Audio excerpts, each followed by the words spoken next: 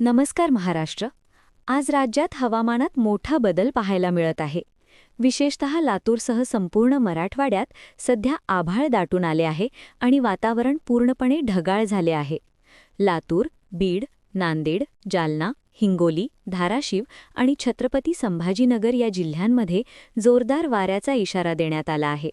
काही ठिकाणी वाऱ्याचा वेग ताशी 60 ते 70 किलोमीटरपर्यंत जाऊ शकतो. त्यामुळे झाडे पडणे, वीज पुरवठा खंडित होणे आणि पिकांचे नुकसान होण्याची शक्यता आहे. तसेच या भागात अचानक वादळी पावसाची शक्यता आहे. विजांच्या कडकडाटासह हलका ते मध्यम पाऊस काही ठिकाणी सुरू होऊ शकतो. हा पाऊस सतत पडणारा नसून अचानक येणारा म्हणजेच स्पॉट रेन प्रकारचा असू शकतो.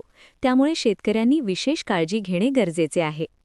आज दिवसभर उकाडा जाणवू शकतो, पण संध्याकाळच्या वेळी अचानक ढग दाटून येऊन वादळी वारे आणि पाऊस सुरू होण्याची शक्यता आहे. तुमच्या भागात सध्या हवामान कसं आहे? वारे किंवा पाऊस सुरू आहे का? कॉमेंटमध्ये नक्की सांगा आणि शेती लिंकला सबस्क्राईब करा. धन्यवाद.